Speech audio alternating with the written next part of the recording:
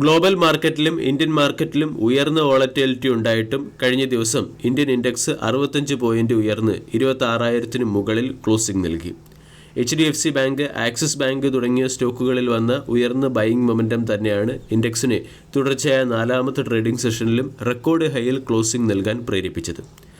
Foreign institutional investor കഴിഞ്ഞ ദിവസം 973 കോടി രൂപയുടെ സെല്ലിംഗ് നടത്തിയപ്പോൾ ഡൊമസ്റ്റിക് ഇൻസ്റ്റിറ്റ്യൂഷണൽ ഇൻവെസ്റ്റേഴ്സ് 1778 കോടി രൂപയുടെ ബൈയിങ് ആണ് നടത്തിയത്.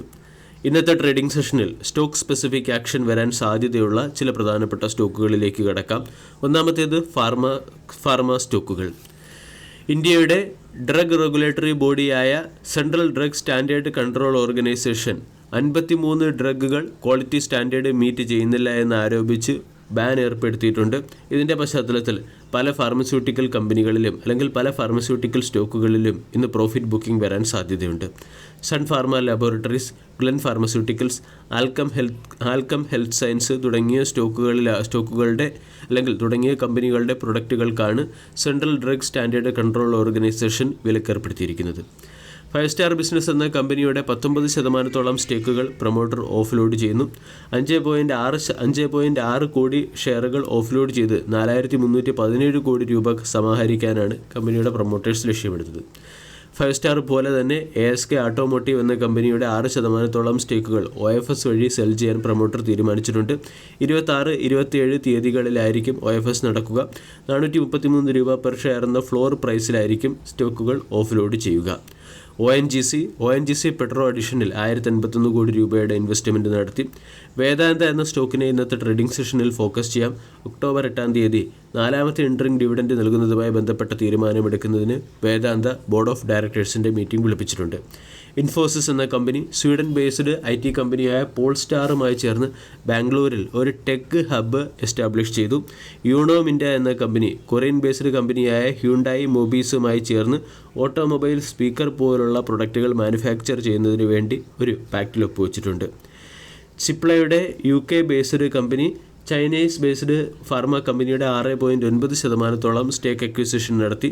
ഇതുവഴി ഈ ഫാർമ ചൈനീസ് കമ്പനി സിപ്ലയുടെ സബ്സിഡറി കമ്പനിയായി മാറും. Sen technology Indian defence capability strengthen ചെയ്യുന്നതിൻ്റെ ഭാഗമായി remote controlled weapon and surveillance system launch ചെയ്തിട്ടുണ്ട്. ഇത് സെൻ ടെക്നോളജിയെ സംബന്ധിക്കുന്ന പോസിറ്റീവ് അപ്ഡേറ്റ് ആണ്. അദാനി ഗ്രീൻ എനർജിയിൽ പല പ്രമുഖ ഇൻവെസ്റ്റ്മെൻറ്റ് സ്റ്റോക്കുകളും ഇൻവെസ്റ്റ്മെൻറ്റ് നടത്തുന്നു. Hibiscus trade and investment Adani green എനർജിയുടെ 1.27% സ്റ്റേക്കുകളും, അഡോർ ഇൻവെസ്റ്റ്മെൻറ്റ് അദാനി ഗ്രീൻ എനർജിയുടെ 1.69% സ്റ്റേക്കുകളും അക്വയർ ചെയ്തു. IDFC എന്ന സ്റ്റോക്കിനെയും ഇന്നത്തെ ട്രേഡിംഗ് സെഷനിൽ ഫോക്കസ് ചെയ്യാം. IDFC ഫിനാൻഷ്യൽ ഹോൾഡിംഗ്, IDFC തുടങ്ങിയവ IDFC ഫസ്റ്റ് ബാങ്കിൽ മെർജ് ചെയ്യുന്നതിന് NCLT അപ്രൂവൽ നൽകി. കാർലൈൽ ഏവിയേഷൻ സ്പൈസ് ജെറ്റിൻ്റെ 1.42% സ്റ്റേക്കുകൾ ഈ മാസം തന്നെ ബ്ലോക്ക് ഡീൽ വഴി ഓഫ്ലോഡ് ചെയ്യും. JBM ഓട്ടോ എന്ന കമ്പനിയെ ഇന്നത്തെ ട്രേഡിംഗ് സെഷനിൽ ഫോക്കസ് ചെയ്യാം.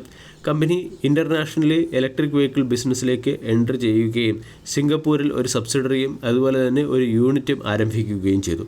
കൊറമാണ്ടൽ ഇൻ്റർനാഷണൽ എന്ന company Senegal based rock phosphate minor കമ്പനിയായ BMCCയുടെ 8.8% സ്റ്റേക്കുകൾ അക്വയർ ചെയ്തു. PB ഫിൻടെക് എന്ന കമ്പനി ഹെൽത്ത് കെയർ സെക്ടറിലേക്ക് കൂടി കടന്നു വരുന്നു എന്നുള്ളൊരു റൂമർ കഴിഞ്ഞ ദിവസം മാർക്കറ്റിൽ പ്രകടമായിരുന്നു. പക്ഷേ കമ്പനി ഇതുമായി ബന്ധപ്പെട്ട ഡിസിഷൻ എടുത്തില്ല എന്നാണ് PB ഫിൻടെക് പറയുന്നത്. ബസാർ സ്റ്റൈൽ റീറ്റെയിൽ വെസ്റ്റ് ബംഗാളിൽ അതിൻ്റെ പുതിയ ഒരു സ്റ്റോർ കൂടി ഓപ്പൺ ചെയ്തു. ഇത് ബസാർ സ്റ്റൈൽ റീറ്റെയിലിനെ സംബന്ധിക്കുന്ന പോസിറ്റീവ് അപ്ഡേറ്റ് ആണ്. വീഡിയോ എല്ലാവർക്കും ഇഷ്ടമായി എന്ന് വിശ്വസിക്കുന്നു. താങ്ക്